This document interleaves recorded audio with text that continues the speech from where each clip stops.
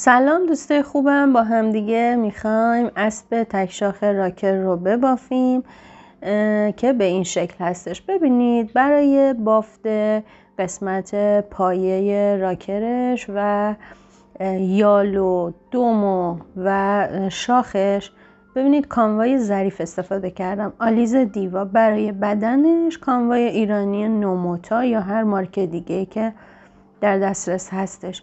قلاب هایی که استفاده کردم برای دیوا شماره 2، برای نخ بدن شماره 2.5 بوده.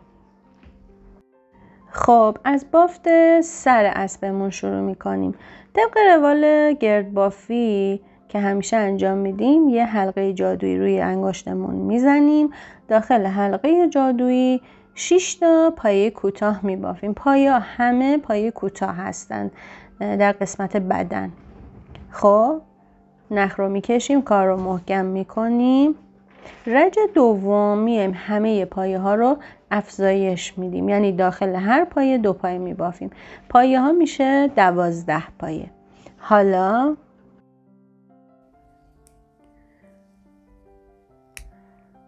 برای رج بعد شما باید پایه ها رو یکی در میون افزایش بدید. یه پایه تکی، یه پایه افزایشی. اینو تا آخر ببافید.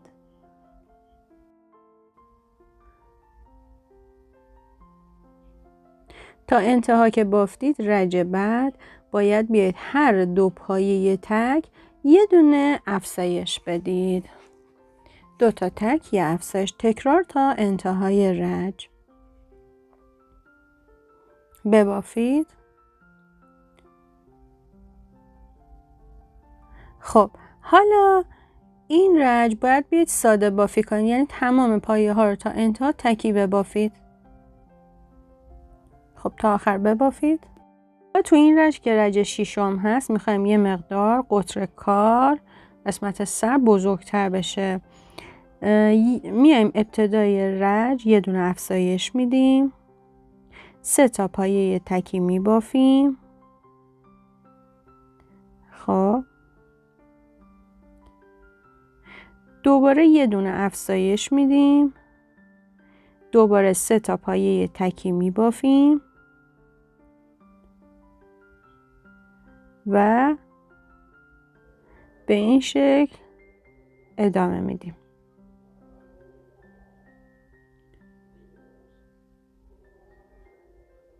خب حالا رج بعد، یعنی 3 رج بعد، رج 7 و 8 و 9 شما باید ساده بافی کنید که قد کارتون بلند بشه و استوانه‌ای بشه. خب ما انجام دادیم اینو. حالا میخوایم چه کار کنیم؟ میخوایم گردن رو جدا کنیم. علامت گذار رو از اینجا بر میداریم. بچه ها دقت کنید. نخ رو کات میکنیم. پایه ها رو میشماریم از همینجا که نخ کات شده 10 تا پایه میشماریم. روی پایه 11 ما یه حلقه میندازیم روی قلاب و از این پایه میاریم بیرون. نگاه کنید مثل من. اون نخ هم میره داخل کار و پنهان میشه. حالا از اینجا باید شروع کنیم پایه ببافیم و 10 تا پایه ما باید تا اون سمت برای گردنمون میشه. بقیه پایه ها میشه سر، یعنی این پایه هایی که الان میخوایم ببافیم پایه های سر هستن. شروع میکنیم میبافیم. بچه ببینید 24 تا پایه. همون جایی که نخ رو آوردیم بیرون همونجا یه پایه میبافین که پایه 11 هم بود و با احتساب همین پایه شما باید 24 تا انتها تا اونجایی که نخ کات شده پایه ببافید. در واقع 20 تا پایه است. خب توضیحش رو بخوام بهتون بگم، ما بین پایه ها باید 4 تا افزایشی ببافید که این 20 تا پایه تا جایی که نخ کات شده به شما 24 تا پایه بده. پس ما بین پایه ها 4 تا باید افزایش بدید. پایه ها رو تبدیل کنید به 24 تا پایه. ببافید تا انتها و اون افزایشی ها هر جا میتونه باشه، هر جا دلتون خواست پایه افزایشی رو میبافین تا انتها. باید بشمارید 24 تا پایه داشته باشین. خب بچه‌ها رسیدیم به قسمت گردن. قسمت گردن رو نمی بافیم، ما بعدن اونو می بافیم. الان ما باید بیایم قسمت روبرو، اولین پایه‌ای که نخ و وصل کرده بودیم بریم زیر گندمیش. نگاه کنید یه دونه پایه کوتاه ببافیم. این میشه اولین پایه رج دومتون که علامت گذار رو هم داخل همین باید قرار بدید. بعد این رج باید ساده بافی کنید تا انتها همه پایه رو تکی ببافید. ببینید علامت گذارم گذاشتم. تا اون سمت همه رو ببافید. نخ اضافه رو هم کات میکنم. خب بچه برای اینکه قد سر بلندتر بشه 3 رج الان باید ساده بافی بکنید. دیگه افزایش نمیدیم چون اندازه قطر سر الان اوکیه. پس میام 3 رج ساده بافی میکنم. دیدین من انجام دادم، قد کار بلندتر شد. حالا برای جمع شدن نوک سرش یا همون پوزش ما باید بیایم کاهش بدیم. به چه شکل؟ نگاه کنید باید بیایم 4 تا پایه ببافیم. بعد از 4 تا پایه یک کاهش. ببینید لبه های جلویی رو میگیرم، کاهش ژورنالی بهش میگن. خب 3 تا پایه تکی میبافم، دوباره یک کاهش، دوباره میام 3 تا پایه تکی میبافم،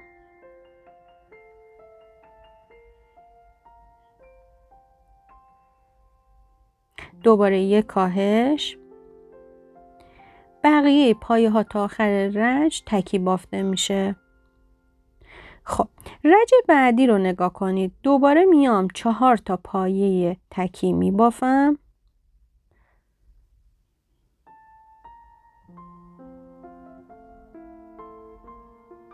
یه دونه باید کاهش بدم. نگاه کنید لبه های جلویی 2 تا پایه رو میگیرم با هم یه پایه میزنم، اون میشه کاهش.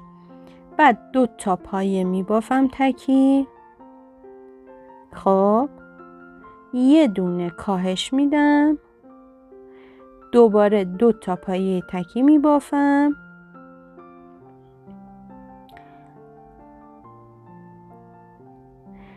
و یک کاهش و بقیه پایه ها تکی تا آخر.